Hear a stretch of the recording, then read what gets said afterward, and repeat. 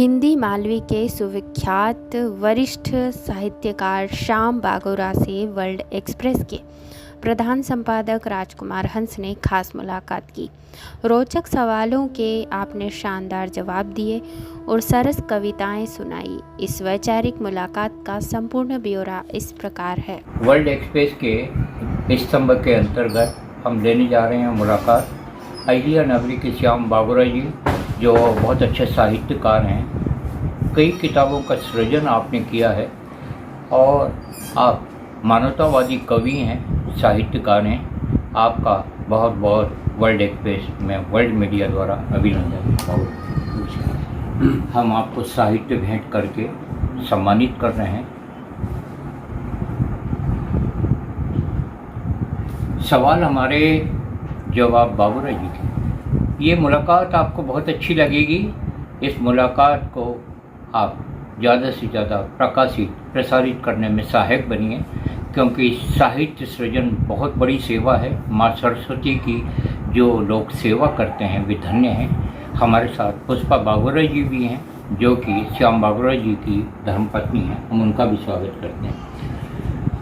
श्याम बागोरा जी, हमारे दर्शक आपसे जानना चाहेंगे कि आपके माताजी पिताजी का शुभ नाम क्या है, और दूसरी बात कि आपका एजुकेशन कहाँ तक हुआ और आपका जन्म स्थान क्या है। राज जी, मेरा पैदाइश इंदौर की है। 1947 में मैं इंदौर में पैदा हुआ था और मेरा एजुकेशन भी यहीं पे हुआ। मैंने एमए किया है इंदौर क्रिश्चियन कॉलेज से। किस सब्जेक्ट में? मैंने अर्थशास्त्र में एमए किया था जी। और कहाँ पर? इंदौर में नंदलालपुरा? इंदौर में नंदलालपुरा के अंदर जो है जी हमारा निवास था पहले। पिताजी का शुभ नाम? पिताजी के शुभ नाम मेरे मन्नालाल जी बागोरा हैं। माताजी का नाम कंचन बाई बागोरा हैं और वे भी एजुकेशन में थी। कि कैसे आपको प्रेरणा प्राप्त हुई कि एकाएक आप लेखन के क्षेत्र में आ गए?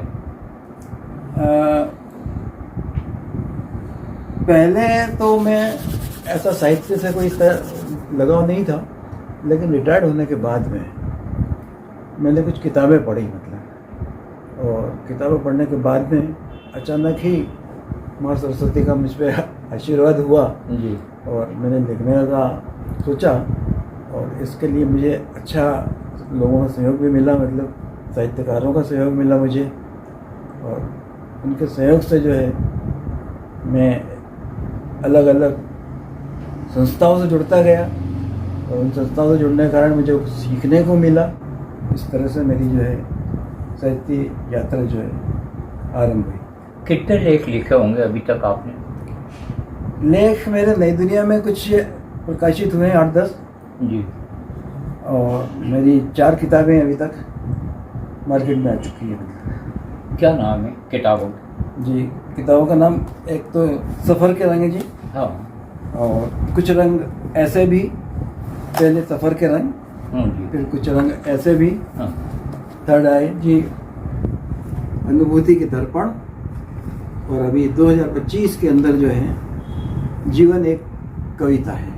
तो इस तरह से मेरा साहित्य का आपने सृजन किया, इसके लिए हम बहुत अच्छी आपको बधाई देते हैं। और आपसे एक सवाल और है, क्या आप ये महसूस करते हैं कि कविता और साहित्य जैसा होना चाहिए मिशनरी तौर पे वैसा नहीं है और धंधा बनता जा रहा है साहित्य, और यही हालत कवि सम्मेलनों के हैं। कवि सम्मेलनों में अश्लीलता, चुटकुलेबाजी आने के कारण लुप्त प्राय जैसे हो गए कवि सम्मेलन, जो एक वैचारिक मंच थे और मंच हैं, मंच रहेंगे।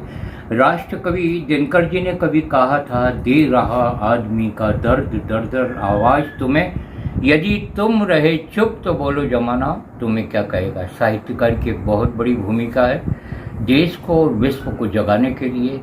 जब युद्ध का माहौल हो सारी दुनिया में, तो प्रेम का वातावरण तैयार करने में संतों की जिस प्रकार भूमिका होती है, उस प्रकार एक साहित्यकार की भी है। आप कहाँ तक सहमत हैं हमारे सवाल से? साहित्य समाज का दर्पण होता है एक्चुअल में, और कवि को जो है जो भी समस्या, करंट समस्या रहती है, उसके ऊपर जो है अपने विचार या अपनी लेखनी चलाना चाहिए, मतलब। और सत्य के ऊपर जो है हमेशा सत्य का सत्य पर ही लिखना चाहिए और सत्य का ही साथ देना चाहिए सर। जी। ऐसी मेरी मान्यता है। हमें ये जानकारी है कि आपकी माताजी, जी पूज्य माताजी भी साहित्य सृजन करती थी, साहित्य के प्रति और धर्म के प्रति उनका काफ़ी लगाव था, क्या बताना चाहेंगे आप? जी, मेरी माताजी ने बहुत संघर्ष किया था और मेरे फादर के मृत्यु के बाद में उन्होंने एजुकेशन प्राप्त किया और वो टीचर बनी और उसके साथ में उन्होंने साहित्य रत्न भी किया था और उन्होंने हमें जो है अच्छी शिक्षा दी और एक धार्मिक लड़ी थी। आपके कितने लड़के हैं? हाँ, मेरे 2 लड़के हैं। क्या नाम? और हाँ, एक बड़े का नाम अमित बागोरा है, छोटे का नाम है विजीत बागोरा और मेरी एक बच्ची भी है उदयपुर में, रुचि पालीवाल उसका नाम है। ये पेंटिंग नजर आ रही है बाबूराव जी, बहुत ही सुंदर है। हाँ जी। ये आपकी बहू ने बनाई है? हाँ जी। क्या नाम है उनका? मेरी बहू का नाम जी दीपिका बागोरा जी है। हाँ जी। और वो बहुत टैलेंटेड है। हाँ। उन्होंने मेरे किताबों के लोकार्पण में बहुत ही मतलब महत्वपूर्ण भूमिका निभाई है उन्होंने और एक बहुत अच्छी मतलब पेंटिंग और चित्रकारिता करती है वो। आप जो चित्र देख रहे हैं मतलब उन्होंने बनाया है और वर्तमान में वे अल्ले आश्रम के अंदर जो है शिक्षिका के पद पर हैं। एक कवि को, साहित्यकार को, कलाकार को आगे बढ़ाने में उसकी पत्नी की भी बहुत बड़ी भूमिका होती है। जैसा आपको याद होगा, महाकवि तुलसीदास जी की प्रेरणा स्तंभ उनकी पत्नी रही, तो जी। हमारी आदरणीय भाभी जी का भी आपको सहयोग रहता होगा। मैं आप क्या कहना चाहेंगे? मैंने डिस्टर्ब नहीं किया इनको। बहुत बढ़िया बात है। हमारे आदरणीय भाभी जी का कहना है कि मैंने कभी भी इनको डिस्टर्ब नहीं किया। अधिकांश साहित्यकार या कलाकार घर से बहुत पीड़ित रहते हैं, उनकी पत्नी या बच्चे उनको प्रोत्साहन नहीं देते, लेकिन ये बहुत अच्छी बात है कि घर से आपको प्रोत्साहन मिला। राजीव, में एक बात कहना चाहूँगा यहाँ पर कि मेरी पत्नी ने जो है मुझे काफ़ी सहयोग करा है और मैं जब भी नई कविता लिखता था तो मेरे यहाँ 2 जने हैं महारथी। एक तो मेरी बहू भी है जो हिंदी में MA है मतलब, तो जो भी मैं रचना लिखता उनको बताता, उसके बाद में इन्हें पढ़ाता था मैं पत्नी जी को और फिर इनसे वो मांगता था कि भाई कैसी है मेरी रचना, मतलब कुछ त्रुटियाँ वगैरह तो नहीं है इसके अंदर। तो जब इनकी तरफ से ओके हो जाता तो फिर मैं आगे बढ़ के और लोगों को सुनाता था। ये हमारा कैमरा पुष्पा जी की ओर जा रहा है। हम आपसे जानना चाहेंगे हमारे दर्शक कि आप भी किसी सेवा में रहे, सर्विस में? हाँ, मैं स्टेट बैंक ऑफ इंडिया से रिटायर्ड हूँ अभी। जी। ज्वाइन मैंने स्टेट बैंक ऑफ इंदौर में किया था, बाद में मर्जर हो गया तो स्टेट बैंक ऑफ इंडिया में, वहाँ से स्पेशल असिस्टेंट की पोस्ट से रिसाइड। आप कहाँ की हैं? मायका आपका? मायका मेरा उदयपुर का है। उदयपुर का नाम आपने सुना होगा। डॉक्टर गिरिजा व्यास जी और रघुराज सिंह जी हाड़ा राजस्थान के बहुत अच्छे वरिष्ठ कवि रहे हैं। डॉक्टर गिरिजा व्यास जी भी बहुत अच्छी कवित्री रही हैं और अभी भी हैं। उन्होंने काफ़ी अच्छा कार्य राजनीति में भी किया और इसी प्रकार साहित्य के क्षेत्र में भी किया।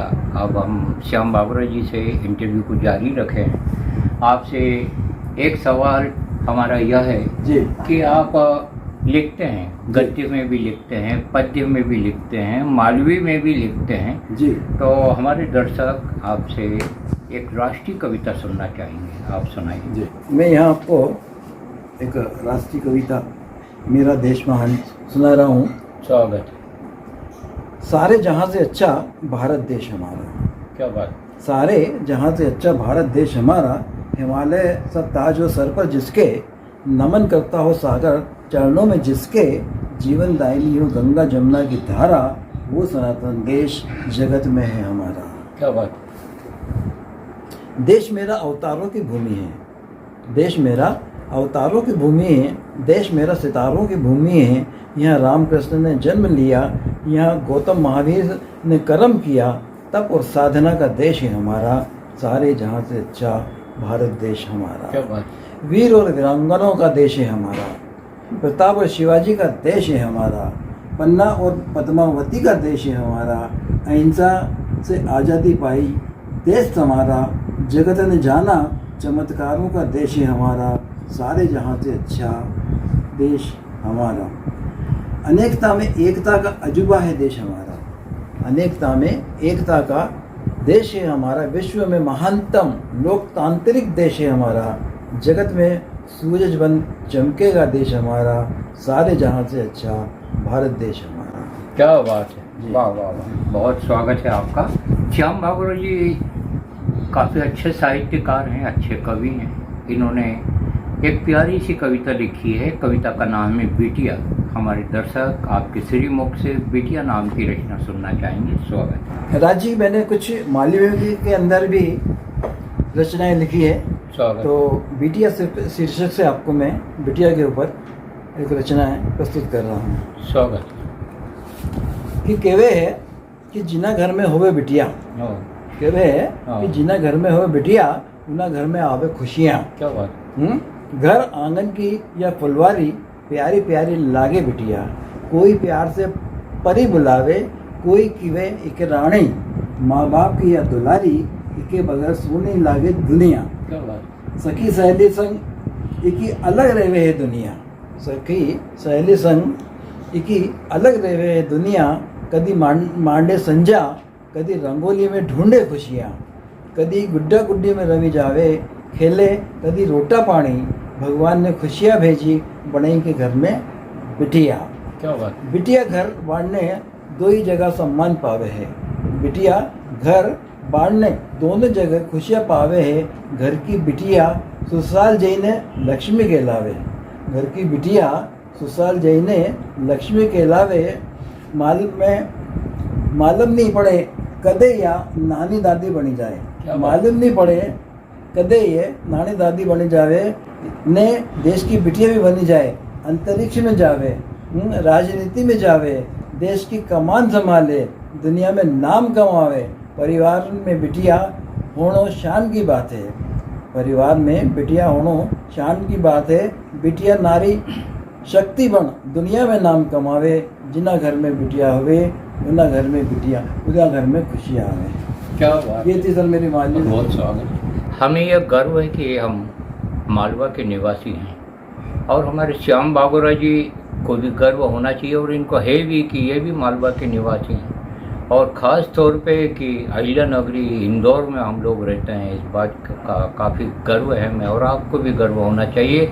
इंदौर पर और मालवा पर। तो मालवा की माटी नामक रचना प्रस्तुत करने जा रहे हैं। बागुरा जी आपका स्वागत है। मालवा की माटी एक और आपको मालवी रचना सुनाने जा रहा हूँ मैं।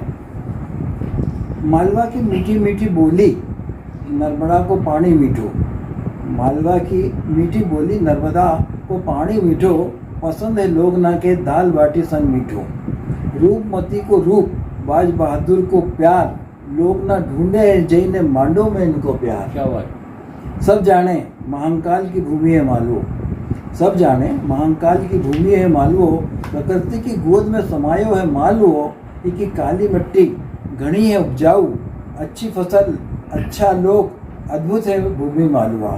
माँ अल्लाह को शासन ने माँ अल्लाह को उनकी शासन ने उनकी शिव उपासना, माँ अल्लाह को शासन ने उनकी शिव उपासना, पूरा देश जाने है माँ की शिव आराधना।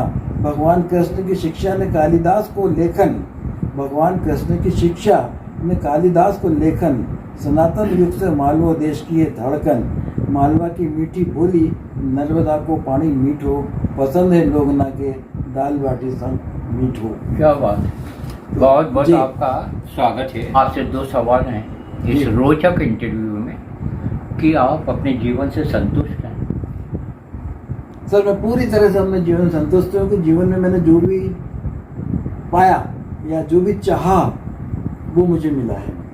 कितनी उम्र हो गई आपकी? मैं इस वक्त सर 79 का हूँ। 79? जी हाँ। 79 वर्षीय श्याम बागुरा जी से एक सवाल हमारा और है।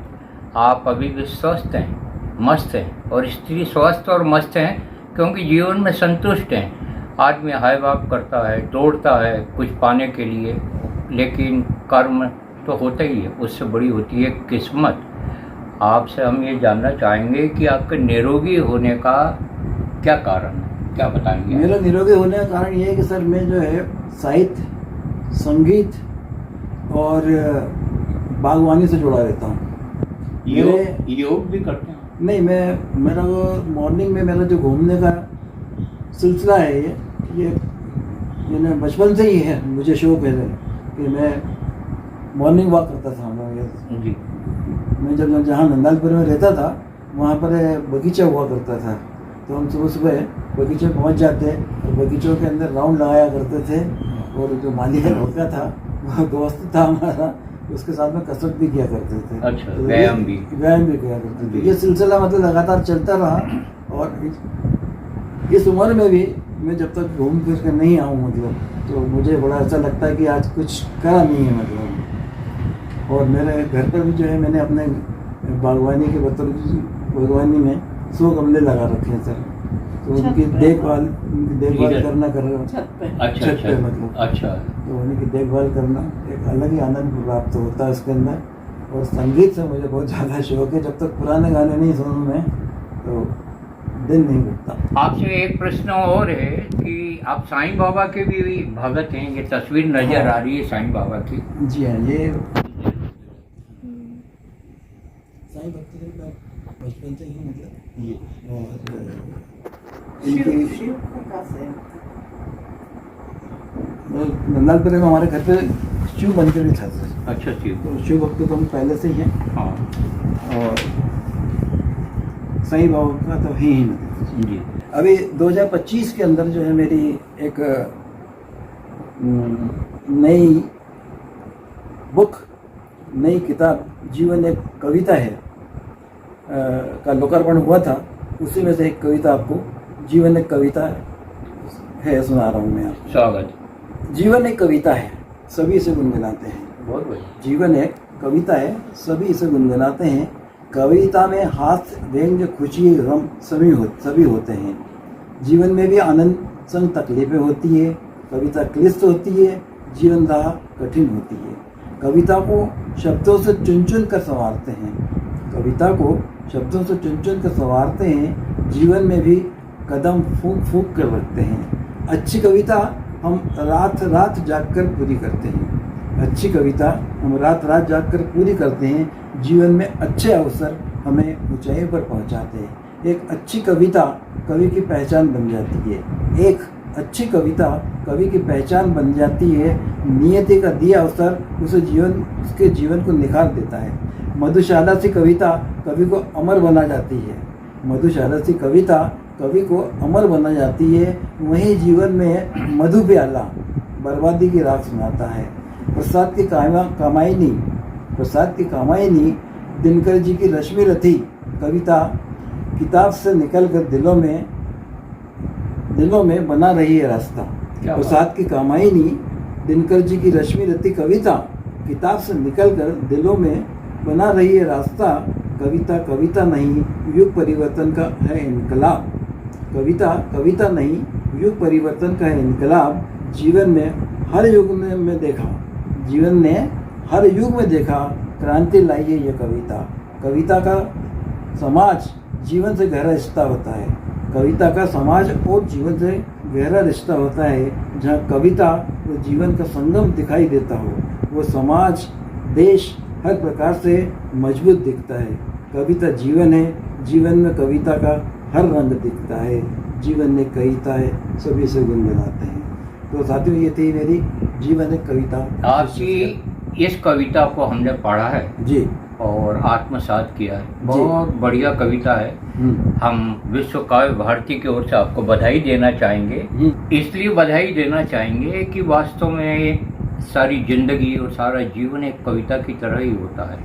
हर रस उसमें उपस्थित रहते हैं और हर तरह के अलंकार भी जीवन में रहते हैं। और वो व्यक्ति धन्य है जो कि जीवन को अपनी कविता मानता है। और हम तो ये कहना चाहेंगे कि जीवन जो है एक महाकाव्य की तरह है। बहुत अच्छे नए विचार आप लाए हैं और एक कविता आप सुनाने जा रहे हैं, मैं परिंदा होता। बहुत बढ़िया कविता है, अच्छी इसमें कल्पना की गई है। और हम भी ये सोचते हैं कि हम भी अगर पक्षी होते तो कितना अच्छा रहता। संग्रह करने की हमारे में वृत्ति नहीं होती, उड़ते रहते उन्मुक्त गगन में। आइए इस कविता को हम सुनें। स्वागत है। तो प्रस्तुत है मैं परिंदा होता। मैं परिंदा होता, पवन सा गगन में तैरा करता। बादलों का पर्दा हटा, आकाश को चूमा करता। मेरी उड़ान, मेरी गति देखती दुनिया सारी। मैं निडर निसंकोच दुनिया की सैर करता। कोई सीमा, कोई सरहद मुझे टोक न पाती। कोई सीमा, कोई सरहद मुझे टोक न पाती। कोई सागर, कोई नदी मुझे रोक न पाती। मैं वन उपवन पार कर दूर दूर तक जाता। पंख फैलाए सीमा पार, रोज नई दुनिया देखता। क्या बात। इंसानों की दुनिया अपनी सरहदों में बटी है।